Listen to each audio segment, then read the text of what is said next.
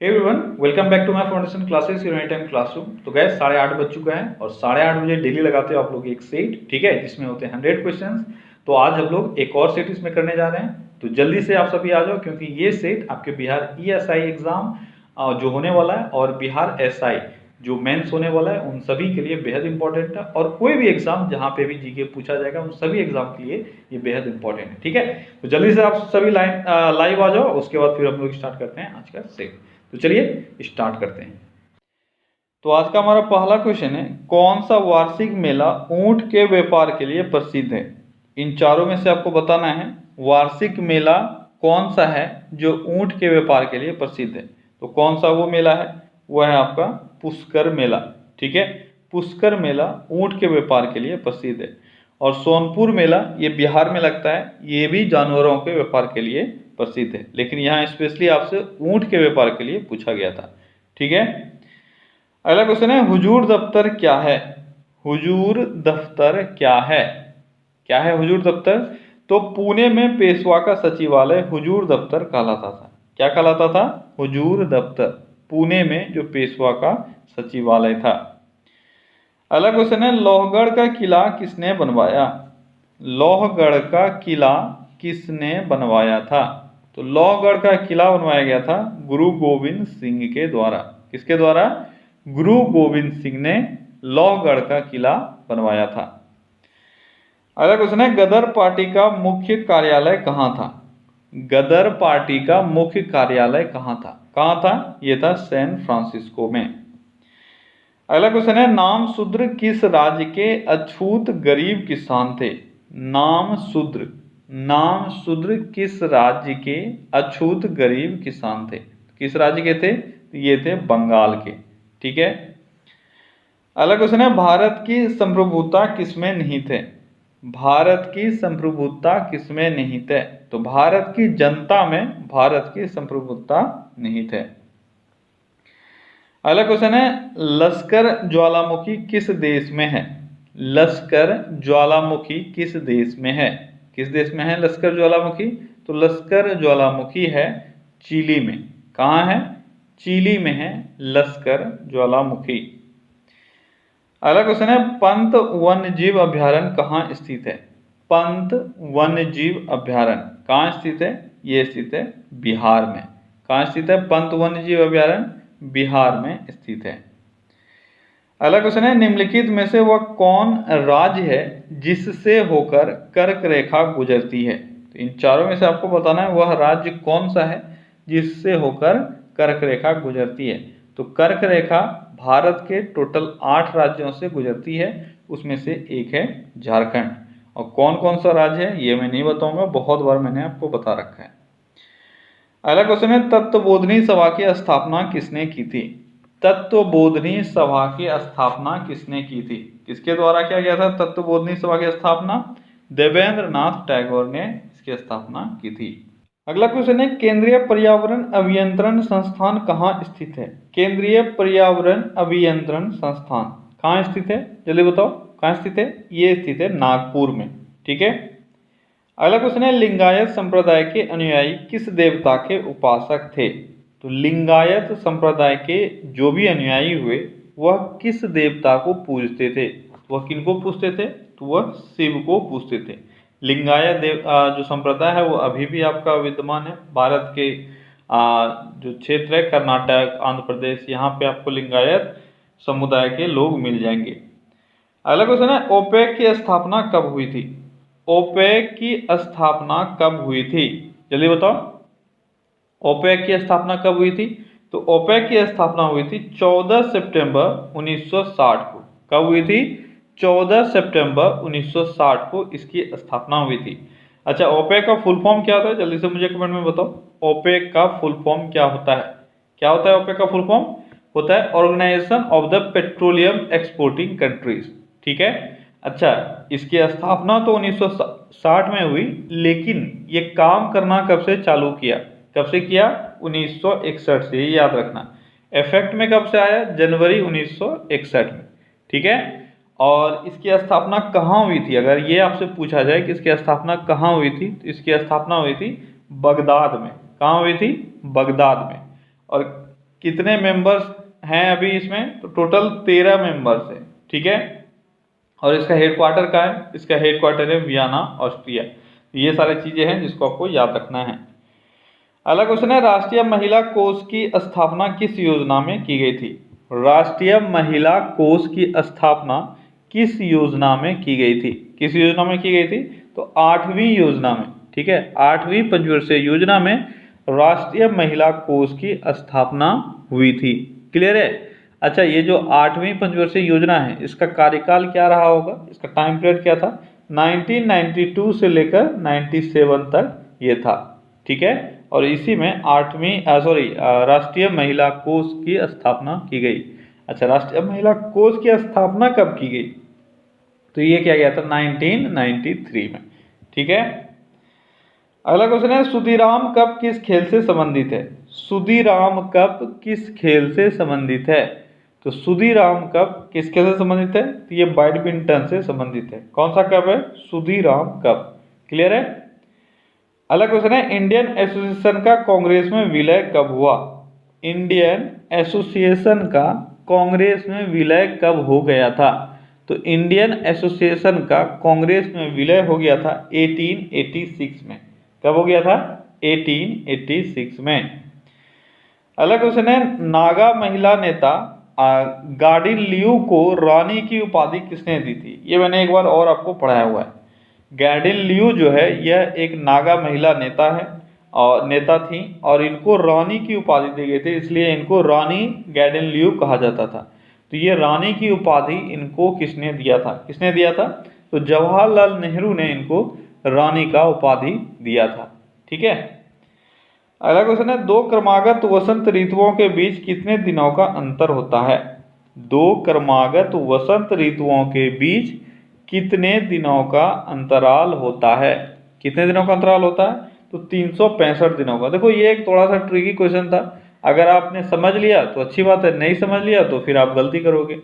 दो क्रमागत वसंत ऋतु दे या कोई भी ऋतु दे, आपको पता है कि एक ऋतु एक बार आता है, उसके बाद अगले साल ही दूसरा ऋतु आता है, मतलब उस ऋतु का रिपीटेशन होता है। इन दोनों के बीच कितना दिनों का अंतर होगा, एक साल का, यानी 365 दिनों का। अगला क्वेश्चन है, दाभोल परियोजना किस राज्य में स्थित है। ये तो आसान सा क्वेश्चन है, आपने बहुत बार पढ़ा होगा। दाभोल परियोजना कहाँ स्थित है, ये महाराष्ट्र में स्थित है। अगला क्वेश्चन है, विंबलडन टेनिस प्रतियोगिता किस वर्ष प्रारंभ हुई। विंबलडन टेनिस प्रतियोगिता किस वर्ष प्रारंभ हुई थी, तो विंबलडन टेनिस प्रतियोगिता ये प्रारंभ हुई थी 1877 में, ठीक है। और ये किस कोर्ट पे खेला जाता है ये बताओ। तो देखो मैंने आपको वन लाइनर में बहुत अच्छे से मैंने बताया हुआ है कि कितने तरह का कोर्ट होता है। तो टोटल 3 तरह के कोर्ट होते हैं जनरली, जिन पर सारे जो टूर्नामेंट हैं, ठीक है, जो ग्रैंड स्लैम है वो खेले जाते हैं। टोटल 4 ग्रैंड स्लैम है, ठीक है। कौन कौन सा, तो आपका US open, Australian open, French open और विंबलडन, ठीक है। ये 4 हैं ग्रैंड स्लैम। इसमें से जो आपका कोर्ट है वो कौन कौन सा है, सबसे पहला है ग्रास कोर्ट, फिर है आपका क्ले कोर्ट, और उसके बाद हार्ड कोर्ट या कॉन्क्रीट कोर्ट, ठीक है। ये 3 कोर्ट पे, तो विंबलडन जो है वो ग्रास कोर्ट पे खेला जाता है, फ्रेंच जो है वो क्ले कोर्ट पे खेला जाता है, और यूएस ओपन और ऑस्ट्रेलियन ओपन ये दोनों खेला जाता है किस पर, हार्ड कोर्ट पर, ठीक है। तो ये आपको याद रखना है। अगला क्वेश्चन है, भारत के किस राज्य में विश्व का सबसे बड़ा थोरियम का भंडार है। तो विश्व का सबसे बड़ा थोरियम भंडार भारत के किस राज्य में है, तो भारत के केरल में थोरियम का सबसे बड़ा भंडार है। अगला क्वेश्चन है, राज्य पुनर्गठन अधिनियम कब पारित हुआ। राज्य पुनर्गठन अधिनियम कब पारित हुआ था, कब पारित हुआ था, ये हुआ था 1956 में। आपको पता होना चाहिए कि भाषाई के आधार पर राज्य का पुनर्गठन जो आयोग था उसकी सिफारिश पर इस अधिनियम को पारित किया गया, ठीक है। लेकिन इससे पहले ही भाषाई आधार पर किसी एक राज्य का गठन कर दिया गया था। आप लोग बता सकते हो वो कौन सा राज्य था, तो वो राज्य था आंध्र प्रदेश, ठीक है। इसकी स्थापना 1953 में ही की गई थी, क्योंकि एक शख्स था जिसने बहुत लंबे टाइम तक अनशन किया और उसकी मृत्यु हो गई थी। तो आप सभी उसका कमेंट में मुझे नाम बताओ, अगर नहीं आता है तो ढूंढ के बताना, ठीक है, इंपॉर्टेंट नाम है। अगला क्वेश्चन है, गीता रहस्य किस स्वतंत्रता सेनानी की विख्यात कृति है? गीता रहस्य किसने लिखा, इन शॉर्ट आपसे वो पूछा जा रहा है। तो गीता रहस्य लिखा गया है बाल गंगाधर तिलक के द्वारा। अगला क्वेश्चन है, कृष्णदेव राय किस वंश से संबंधित थे? कृष्णदेव राय किस वंश से संबंधित थे? तो कृष्णदेव राय तुलु वंश से संबंधित थे। ये विजयनगर साम्राज्य का एक शासक है कृष्णदेव राय। और विजयनगर साम्राज्य में किस वंश के शासक हुए? तो ये हुए तुलु वंश। ठीक है। अगला क्वेश्चन है, बिंदुसार ने अशोक को किस स्थल के विद्रोह को दबाने के लिए भेजा था? बिंदुसार जो अशोक के पिता हुए, उन्होंने अशोक को किसी एक जगह पर विद्रोह को दबाने के लिए भेजा था। आपको बताना है वो कौन सा जगह है। कौन सा जगह है? वो है तक्षशिला। ठीक है। अगला क्वेश्चन है, मैगीनॉट लाइन किन दो देशों के बीच एक सीमा निर्धारित करती है? मैगीनॉट लाइन किन दो देशों के बीच सीमा निर्धारित करती है? तो कौन सा दो देश है? वो है जर्मनी और फ्रांस। ठीक है। मैगीनॉट जो है वह जर्मनी और फ्रांस के बीच में सीमा का निर्धारण करती है। ठीक है। अगला क्वेश्चन है, ट्रिटिकेल क्या है? ट्रिटिकेल क्या है जल्दी बताओ, साइंस में मैंने पढ़ाया हुआ है। ट्रिटिकेल क्या है? तो यह है मानव निर्मित अनाज। क्या है? मानव निर्मित अनाज। अच्छा, अगर ये मानव निर्मित हुआ है तो कुछ ना कुछ हाइब्रिडाइजेशन हुआ होगा, किसी चीज का मिश्रण हुआ होगा। तो कौन कौन सा है? तो याद रखना, आपसे ये भी पूछा जाता है, गेहूं और राई। गेहूं और राई, इन दोनों चीज़ों को फ्यूज किया गया, इन दोनों चीज़ों को मिक्स किया गया। ठीक है। और फिर एक हाइब्रिड जो अनाज है उसका निर्माण हुआ, उसी का नाम रखा गया ट्रिटिकेल। अच्छा, ट्रिटिकेल नाम क्यों पड़ा ये आज मैं बता रहा हूँ, इसको याद रखना, इंटरेस्टिंग है, आपको याद भी रह जाएगा। देखो, गेहूं का अगर साइंटिफिक जो नाम है, ठीक है, उसका मैं बात करूं तो वो है ट्रिटिकम। क्या है? ट्रिटिकम। और दूसरा मैंने क्या बताया, इसमें राई मिलाया गया था। तो राई का जो साइंटिफिक नेम है वो है सेकेल। क्या है? सेकेल। ठीक है। तो ये हो गया सेकेल और ये हो गया ट्रिटिकम। तो ट्री इससे लिया गया और एल इससे लिया गया, तो क्या हो गया? तो ये हो गया ट्रिटिकेल। ठीक है। तो यहां से इसका नाम आया है। अगला क्वेश्चन क्या है? अगला क्वेश्चन है, द मूर्स लास्ट साई पुस्तक के लेखक कौन है? The Moor's Last Sigh, the Moor's Last Sigh, इस पुस्तक के लेखक कौन है? इस पुस्तक के लेखक है सलमान रुश्दी। अगला क्वेश्चन है, कल्लहन की राष्ट्ररंगिणी में वर्णित अंतिम शासक कौन है?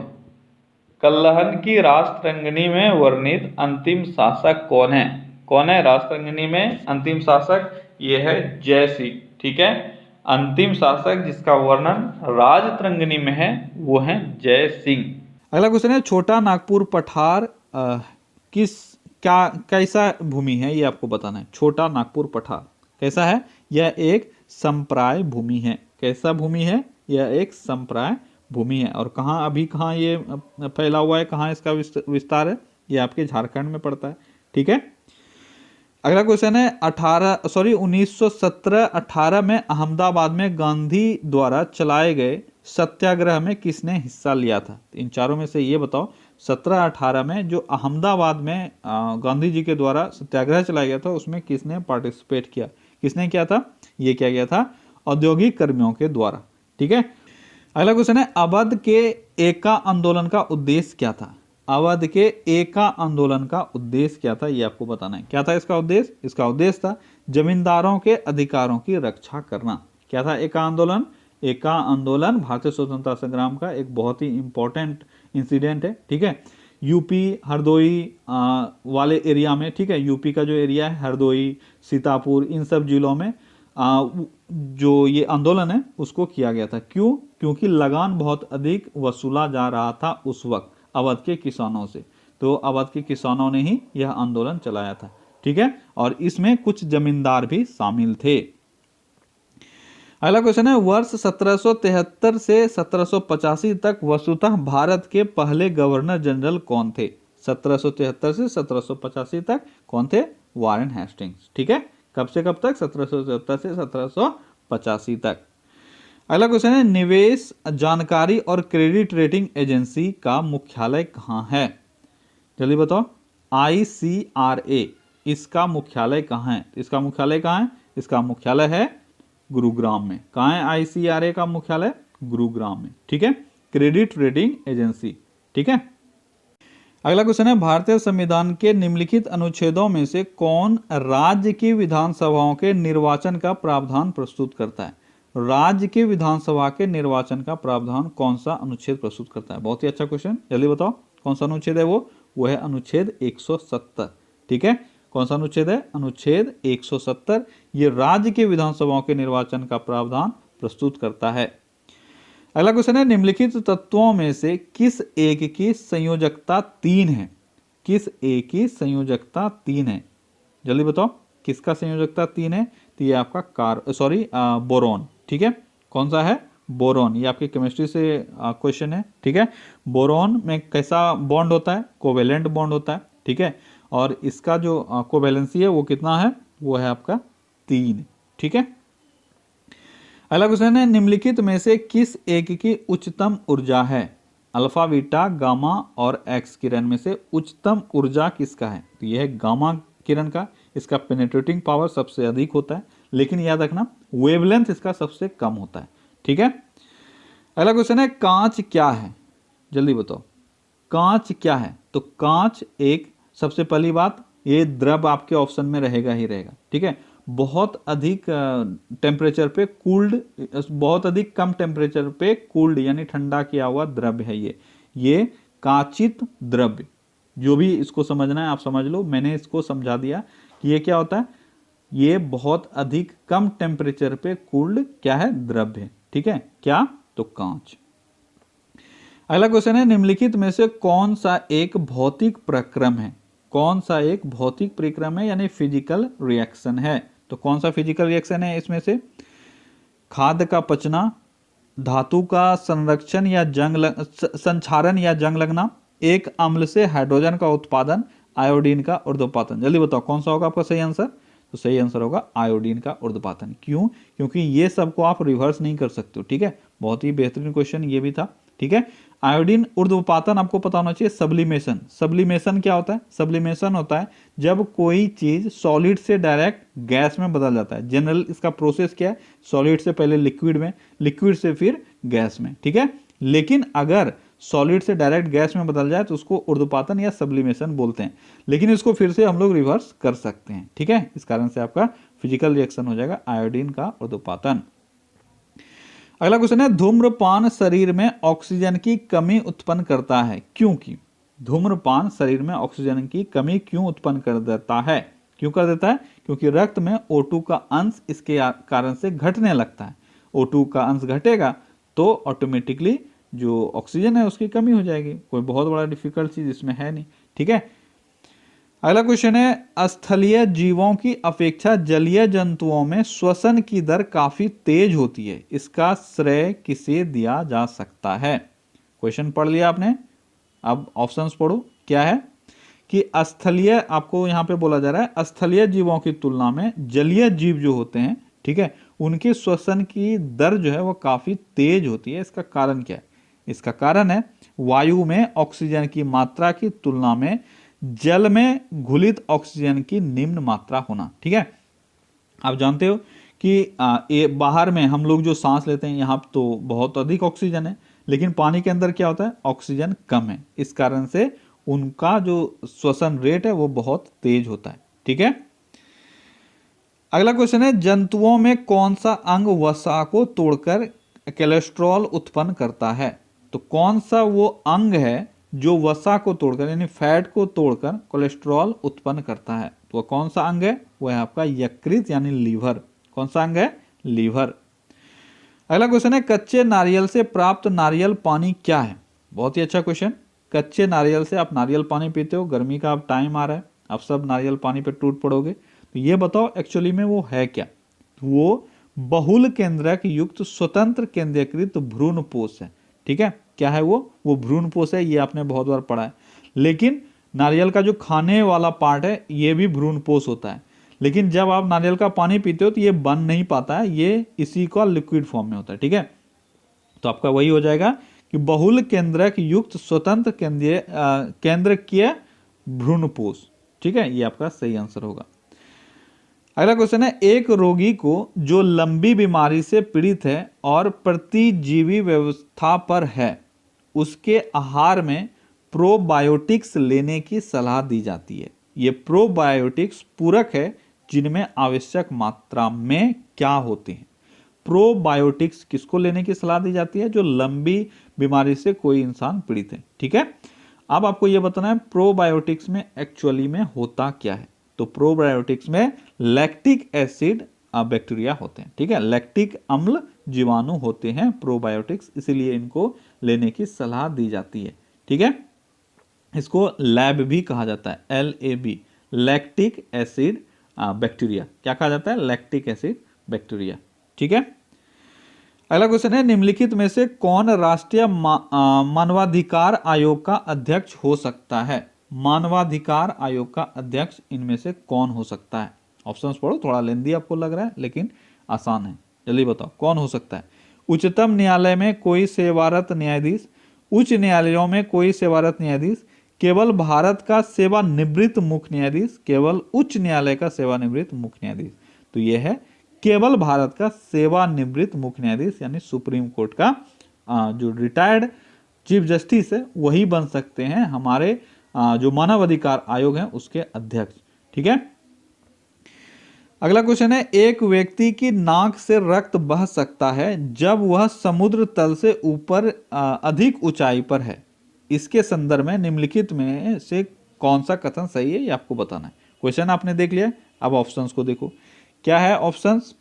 क्वेश्चन क्या था कि अगर आप सी लेवल से अधिक ऊंचाई पर जाते हो, मान लो कोई पहाड़ है वहां पे आप पहुंच गए हो, तो आपके नाक से खून जा सकता है। इसका क्या कारण हो सकता है? ऑप्शंस पढ़ो, थोड़ा लेंदी ऑप्शन जरूर है लेकिन अच्छा क्वेश्चन है।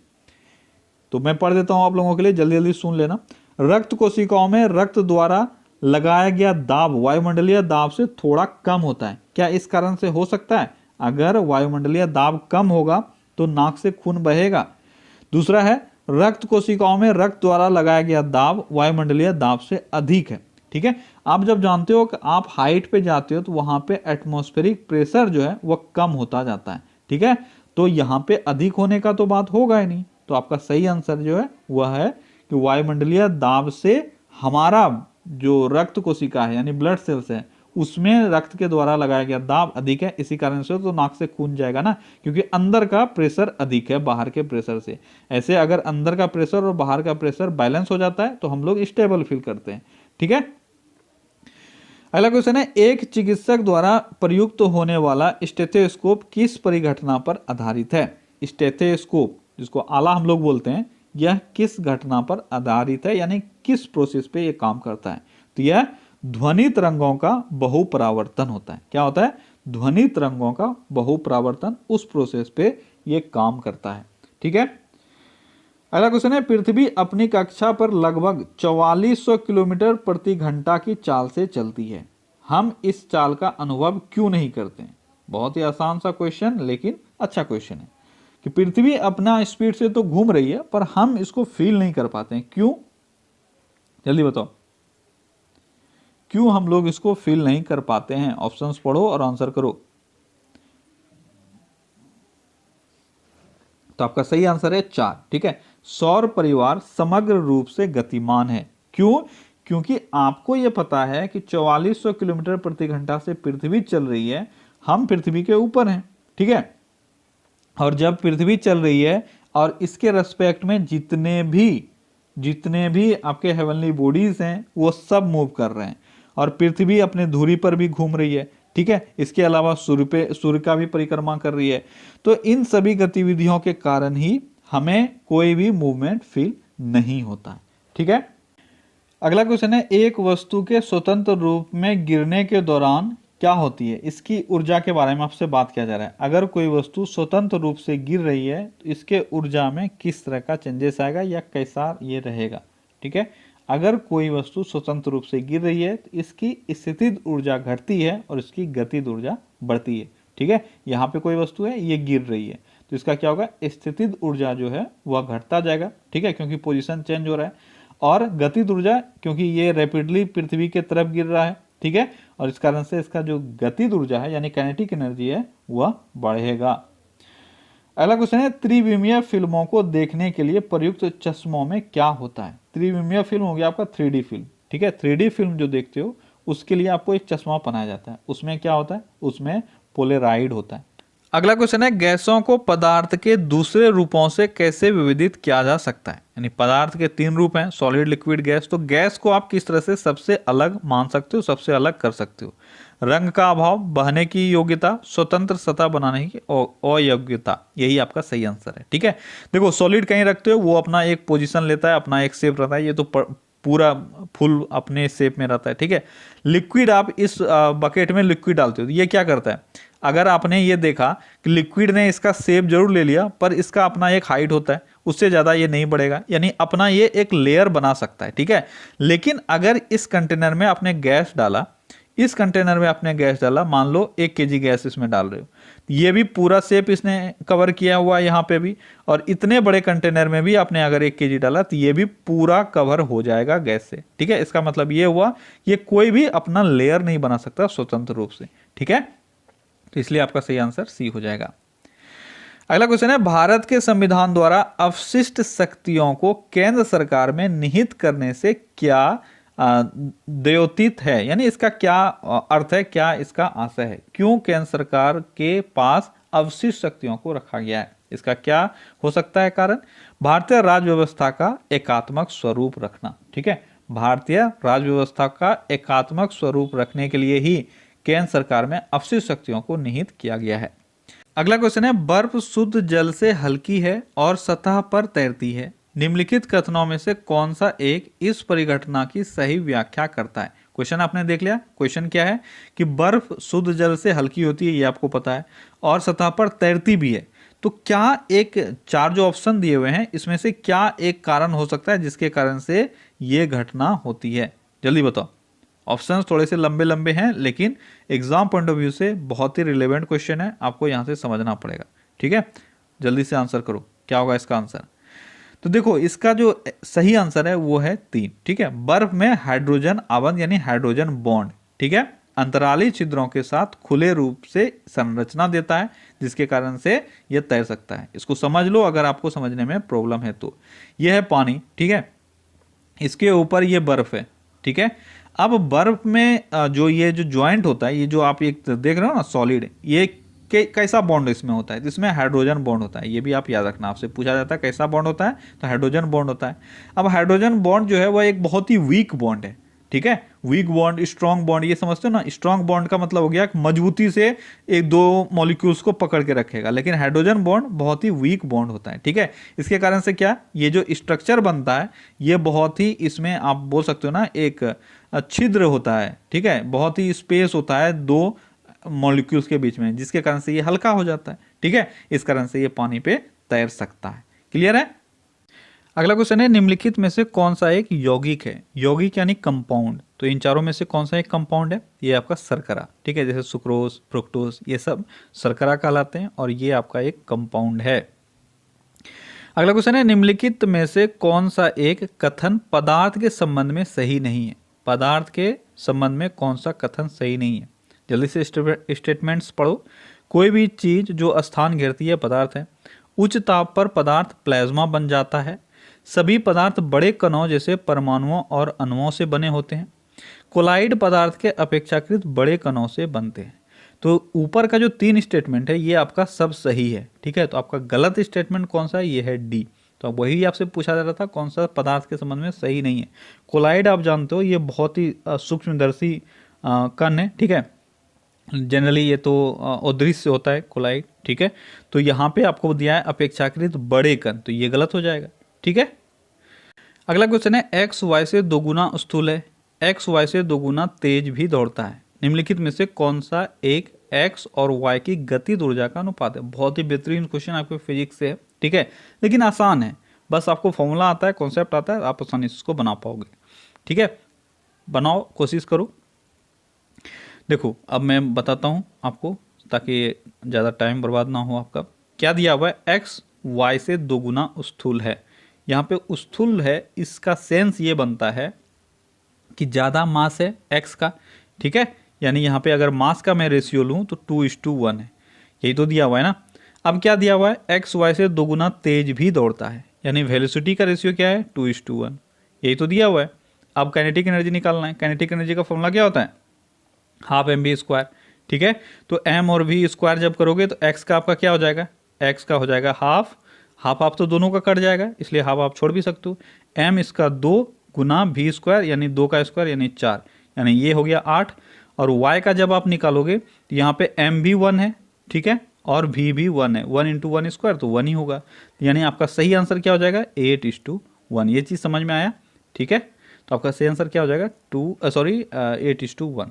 क्लियर है, इसमें डाउट नहीं होना चाहिए, बस एक ही कॉन्सेप्ट है आपका, हाफ एम बी स्क्वायर। मैंने रेशियो जो लिखा वो आप समझ लो, तो एक का हो जाएगा हाफ इंटू 2 का स्क्वायर और दूसरा का 1 आया तो 1 का स्क्वायर। ठीक है, अगला क्वेश्चन है, निम्नलिखित में से कौन सा एक खर्च भारत की संचित निधि पर प्रभावित नहीं किया जाएगा, यानी संचित निधि से कौन सा एक ऐसा खर्च है जो नहीं एक्सपेंड किया, सॉरी क्या बोल सकते हो आप, स्पेंड किया जाता है। ठीक है, संचित निधि से वो खर्च नहीं होता है, तो वो कौन सा है, ऑप्शंस पढ़ो। तो आपका सही जो आंसर है वह है डी ऑप्शन। ठीक है, वह राशि जो प्राकृतिक आपदाओं में हुए खर्च को चुकाने के लिए आवश्यक होते हैं उनको हम लोग किस फंड से निकालते हैं, आकस्मिक निधि से। ठीक है, इसको क्या बोलते हैं, आकस्मिक निधि, और ये संचित निधि के द्वारा नहीं लिया जाता है। ठीक है, और यह कौन सा अनुच्छेद के अंतर्गत ये आता है, ये आपका आता है 267(1). ठीक है, 267(1) के तहत ये खर्च किया जाता है। ठीक है, देखो ऑप्शंस जरूर लेंदी हैं, पर आपको कॉन्सेप्ट सीखना है। ठीक है, अगर कॉन्सेप्ट आपको आता है तो आंसर आपके लिए टफ नहीं होता है, एग्जाम में भी तो यही होता है, बस आपको कॉन्सेप्ट दिमाग में क्लियर रहना चाहिए। अगला क्वेश्चन है, निम्नलिखित में से कौन सी एक भारतीय सेना की सबसे पुरानी रेजिमेंट है, भारतीय सेना की सबसे पुरानी रेजिमेंट कौन सी है वो है मद्रास रेजिमेंट। ठीक है, मद्रास रेजिमेंट भारतीय सेना की सबसे पुरानी रेजिमेंट है।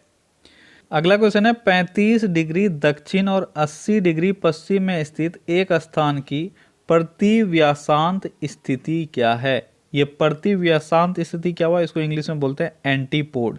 ठीक है, क्या बोलते हैं, एंटीपोड। ठीक है, एंटीपोड क्या होता है कि ग्लोब पर जब भी आप कोई भी पॉइंट लेते हो, ठीक है, ये है आपका इक्वेटर, तो एंटीपोड का मतलब है कि कहीं पे भी एक पॉइंट ऐसा लो, जैसे ये पॉइंट आपने लिया, इसके ठीक विपरीत में दूसरे गोलार्ध में कौन सा पॉइंट आएगा, इसको हम लोग एंटीपोड बोलते हैं। ठीक है, प्रतिव्यासांत यानी ये जो आपका डायमीटर है इसके ठीक अपोजिट में होना चाहिए। ठीक है, तो इसको निकालने का एक तरीका है कि अगर आप लैटिट्यूड यानी अक्षांश का निकालते हो तो बस आप उसका पोजीशन चेंज कर दो। जैसे दक्षिणी गोलार्ध में कोई है तो उसमें उतना ही वैल्यू होगा उत्तरी गोलार्ध में। क्लियर है, लैटिट्यूड चेंज करने में टेंशन नहीं है, बस आप उसका पोजीशन चेंज कर दो, आपका आंसर सही हो जाएगा। लेकिन जब आप देशांतर का निकालते हो यानी लॉन्गिट्यूड का एंटीपोड निकालते हो, तब आपको थोड़ा सा सोचना है।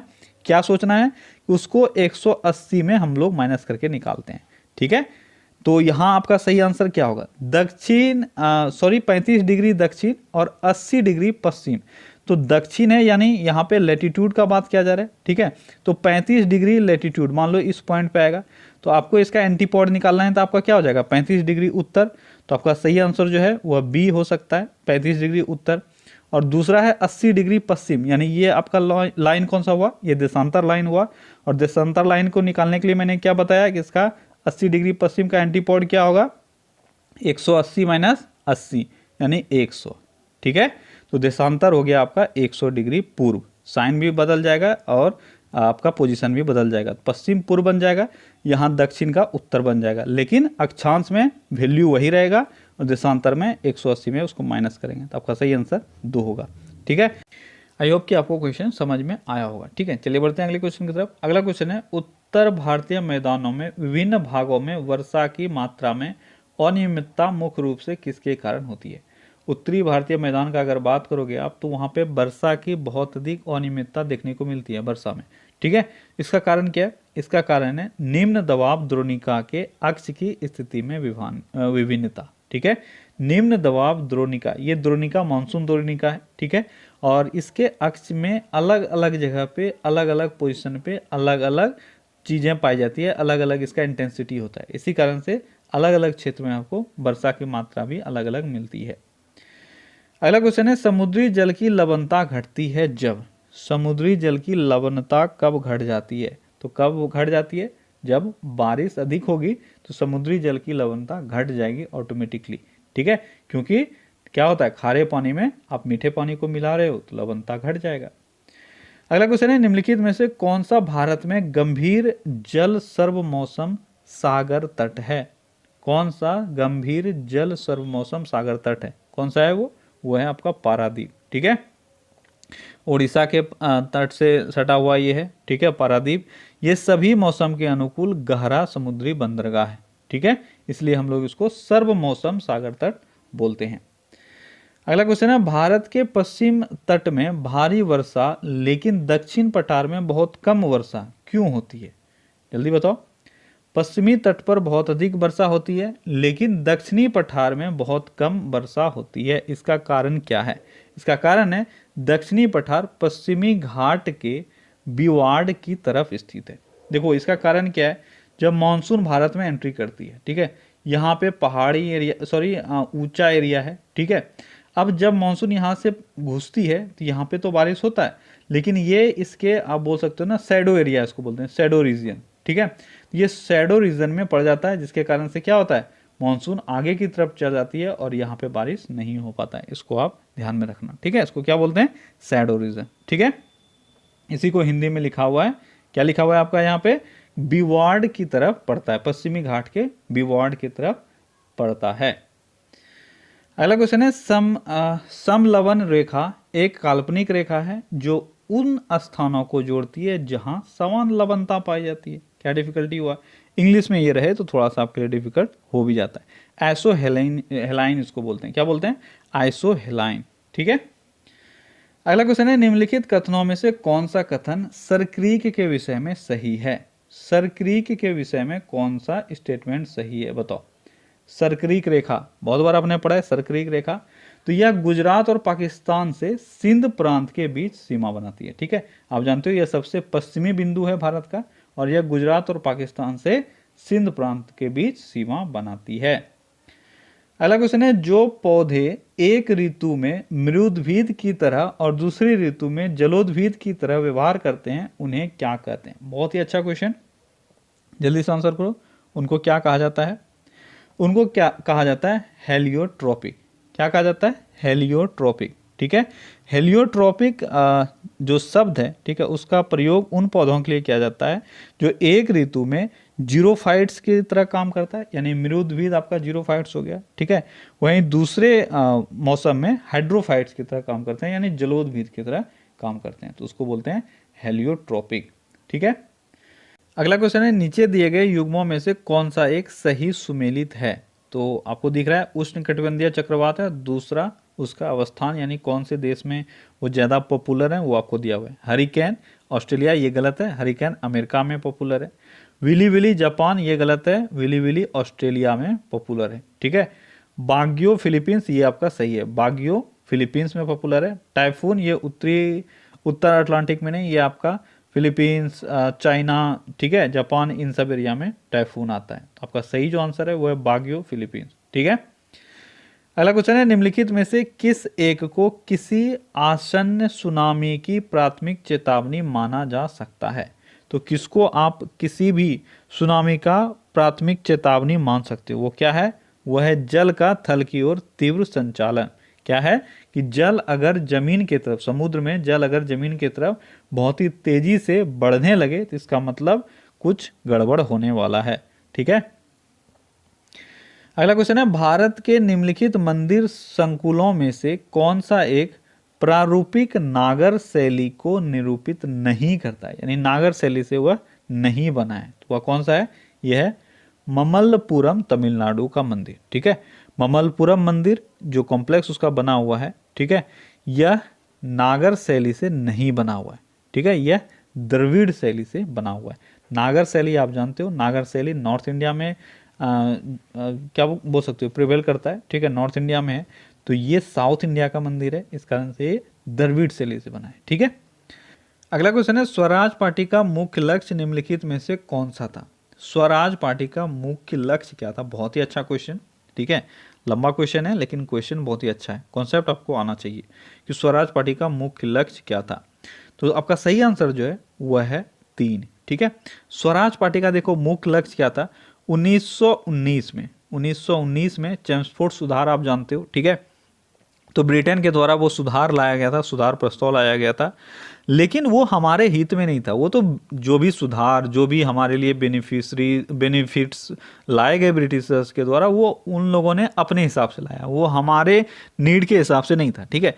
तो जो स्वराज पार्टी था उसका गठन 1923 में किया गया, और उसका जो मेन मोटिव था वो ये था कि 1919 के जो भी सुधार प्रस्ताव है, जो भी सुधार योजना है, उसको खत्म करना, और इनको एक स्वतंत्र राज्य चाहिए, एक स्वाधीन राज्य चाहिए था, ठीक है। इस कारण से ये लोग उसका विरोध करते थे 1919 के सुधारों का। आपका सही आंसर 3 हो जाएगा।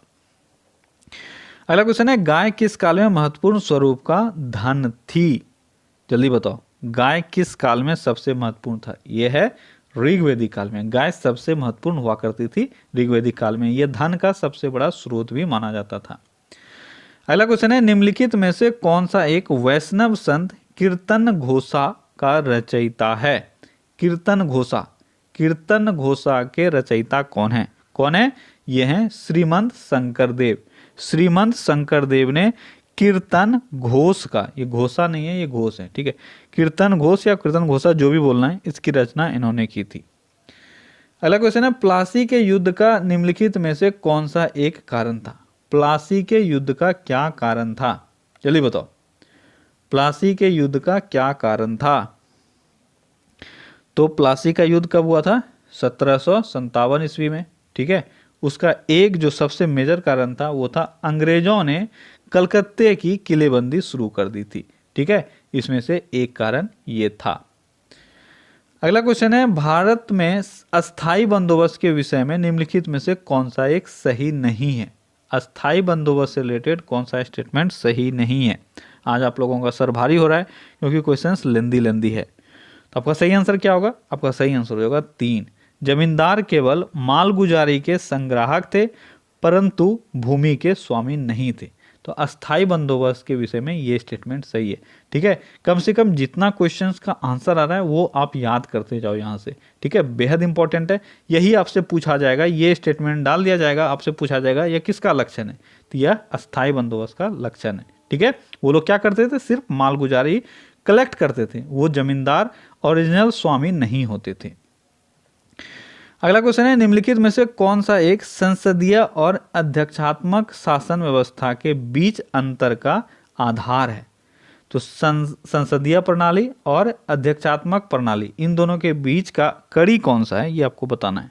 क्या है वो है विधायिका और कार्यपालिका के बीच का संबंध, ठीक है। किस तरह से ये दोनों विधायिका और कार्यपालिका काम करेगी, यही है उन दोनों के व्यवस्था का बीच का अंतर। अगला क्वेश्चन है, धन विधेयक के विषय में प्रक्रिया सही अनुक्रम को पहचानिए। धन विधेयक के रेस्पेक्ट में क्या प्रोसेस होता है वो आपको बताना है। जल्दी बताओ क्या प्रोसेस होता है? तो सबसे पहले अनुदान के लिए मतदान, फिर कटौती प्रस्ताव, फिर लेखानुदान, फिर विनियोग विधेयक। ये जो है आपका, ये है सही तरीका, ठीक है। धन विधेयक की प्रक्रिया क्या होती है? सबसे पहले अध्यक्ष जो है वह सार्वजनिक हित में अनुदान मांगों पर विचार विमर्श करते हैं, ठीक है।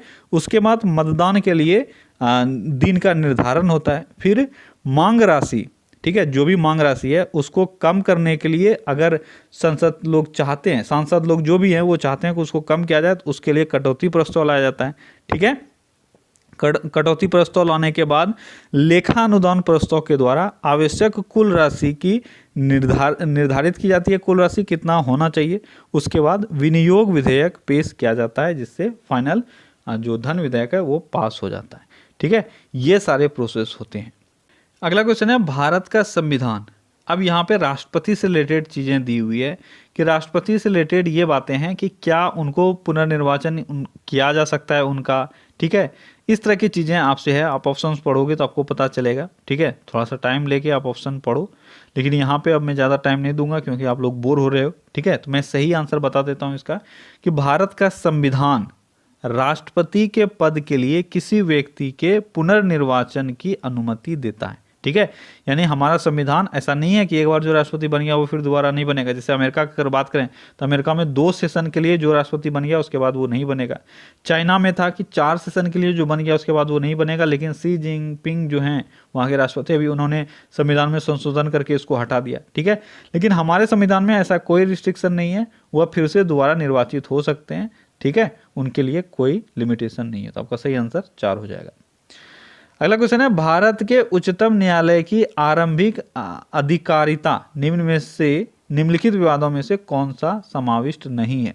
यानी उच्चतम न्यायालय सुप्रीम कोर्ट के जो आप बोल सकते हो कि प्राइमरी सेक्टर है, वहां पे जो प्राइमरी केस जा सकते हैं उसमें से कौन सा शामिल नहीं है।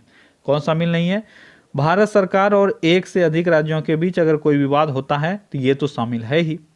भारत सरकार और भारत के एक या अधिक नागरिकों के बीच का जो भी अगर कोई प्रॉब्लम होगा तो ये सुप्रीम कोर्ट में नहीं जाता है। ठीक है, इसमें सुप्रीम कोर्ट की कोई इन्वॉल्वमेंट नहीं होती है। सुप्रीम कोर्ट का इन्वॉल्वमेंट तब होता है जब एक या एक से अधिक राज्य और भारत सरकार के बीच में कोई प्रॉब्लम हो या 2 राज्यों के बीच में प्रॉब्लम हो तो सुप्रीम कोर्ट उसको डील करती है। तो आपका सही आंसर यहाँ पे 2 हो जाएगा। यह समाविष्ट नहीं है प्राइमरी सेक्टर में, यह सेकेंडरी सेक्टर में हो सकता है। अगला क्वेश्चन है, वर्ष 2019-20 के लिए भारत कौशल रिपोर्ट 2020 के 7वें संस्करण के अनुसार रोजगार की दृष्टि से कौन सा राज्य शीर्ष रैंक वाला राज्य बनकर उभरा है। रोजगार की दृष्टि से शीर्ष राज्य कौन सा रहा है? यह है आपका महाराष्ट्र। ठीक है, अगला क्वेश्चन है, तटीय नौवहन समझौते के तहत मंगोला और चट्टोग्राम ये 2 पोर्ट है। क्या क्या नाम है इसका? मंगोला और चट्टोग्राम। आपको ये बताना है कि ये दोनों पोर्ट कहाँ हैं, बस यही है क्वेश्चन। ये बताओ ये दोनों पोर्ट कहाँ हैं, मोंगला और चट्टोग्राम। तो ये बांग्लादेश का पोर्ट है। ठीक है, अगला क्वेश्चन है, 10 दिसंबर 2019 को 3 साल के लिए एथलेटिक और कैजुअल फुटवेयर फर्म प्यूमा के लिए ब्रांड एम्बेसडर के रूप में किसे नियुक्त किया गया है? तो प्यूमा का ब्रांड एम्बेसडर अगले 3 सालों के लिए किसको नियुक्त किया गया है? यह किया गया सुनील छेत्री को। अगला क्वेश्चन है, 10 दिसंबर 2019 को किस संगठन ने सुनील सेठी को अपना ब्रांड एम्बेसडर नियुक्त किया है? किसको? सुनील सेठी को। किसने किया? यह किया गया नाडा के द्वारा। अगला क्वेश्चन है, 11 दिसंबर 2019 को खाद्य और पेय कंपनी पेप्सिको के लिए ब्रांड एम्बेसडर के रूप में किसे नियुक्त किया गया? तो पेप्सिको का ब्रांड एम्बेसडर किसको नियुक्त किया गया? यह किया गया सलमान खान को। अगला क्वेश्चन है, दक्षिण एशियाई खेलों के 13वें संस्करण का शुभंकर क्या है या क्या था? 13वां संस्करण दक्षिण एशियाई खेलों का जो काठमांडू नेपाल में आयोजित हुआ, इसका शुभंकर क्या था? इसका शुभंकर था ब्लैक बग। क्या था? Black bug. अगला क्वेश्चन है, कौन सा राज्य अरुणाचल प्रदेश, नागालैंड और मिजोरम के बाद इनर लाइन परमिट शासन करने वाला चौथा राज्य बन गया? इंपॉर्टेंट क्वेश्चन है, याद रखना। अरुणाचल प्रदेश, नागालैंड और मिजोरम के बाद चौथा राज्य कौन बना इनर लाइन परमिट शासन करने वाला? ये कौन सा राज्य बना? ये राज्य बना मणिपुर। अगला क्वेश्चन है, 98% मतदाताओं ने अपने चुनाव में पापुआ न्यू गिनी से स्वतंत्रता प्राप्त करने के बाद कौन दुनिया का सबसे नया देश बनने वाला है? तो दुनिया का सबसे नया देश कौन बना है? यह है बोगनविल। ठीक है, बोगनविल ये पापुआ न्यू गिनी से अलग हुआ है और 98% वहाँ के लोगों ने मतदान किया, वो लोग स्वतंत्र होना चाहते हैं। अगला क्वेश्चन है, सामाजिक उद्यमिता श्रेणी के तहत कोपरनिकस मास्टर्स अवार्ड, जिसको हम लोग स्पेस ऑस्कर अवार्ड 2019 के नाम से भी पुकारते हैं, यह जीतने वाले एप्लीकेशन का नाम बताएं। यानी किस एप्लीकेशन को स्पेस ऑस्कर 2019 मिला? कौन सा वो एप्लीकेशन है? वो एप्लीकेशन है जूरी। ठीक है, अगला क्वेश्चन है, 2019 के लिए सबसे कम उम्र के time person of the year कौन बने? 2019 के लिए सबसे कम उम्र, अभी तक के इतिहास में सबसे कम उम्र के time person of the year के खिताब से किसको नवाजा गया है? यह है ग्रेटा थुनबर्ग। ठीक है, कौन है ये? यह है ग्रेटा थुनबर्ग। अगला क्वेश्चन है, भारत के रडार इमेजिंग पृथ्वी अवलोकन उपग्रह का नाम बताइए जो PSLV C-48 द्वारा लॉन्च किया गया था। जो PSLV का 50वां मिशन है। कौन सा वो सैटेलाइट है? वो सैटेलाइट है रिसेट 2B-R1। अभी हाल ही में दिसंबर 2019 में इसको लॉन्च किया गया था। क्या है नाम? रिसेट 2B-R1, जिसको PSLV C-48 के द्वारा लॉन्च किया गया था। अगला क्वेश्चन है, सादत हसन मंटो की पुस्तक शिकारी औरतें का अनुवाद किसने किया और इसका शीर्षक क्या है? वुमेन ऑफ प्रे, यानी शिकारती औरतें कहानी रखा गया है। यानी आपको यहाँ बताना है कि सादत हसन मंटो ने एक बुक लिखा था शिकारती औरतें, इसका अंग्रेजी में अनुवाद किया गया है जिसका नाम रखा गया वुमेन ऑफ प्रे। ठीक है, ये किसने किया ये आपको बताना है। किसने किया है? ये क्या है? सवा महमूद बशीर ने। अगला क्वेश्चन है, राष्ट्रपति रामनाथ कोविंद ने पाइका विद्रोह स्मारक का शिलान्यास कहाँ किया? पाइका विद्रोह स्मारक का शिलान्यास राष्ट्रपति रामनाथ कोविंद के द्वारा खुर्दा उड़ीसा में किया गया था। कहाँ किया गया था? खुर्दा उड़ीसा में। ठीक है, और ये पाइका विद्रोह हुआ कब था? ये हुआ था 1817 में। अगला क्वेश्चन है, निर्माणाधीन 700 किलोमीटर मुंबई नागपुर सुपर संचार समृद्धि एक्सप्रेस के नाम पर किसका नाम रखा जाना है?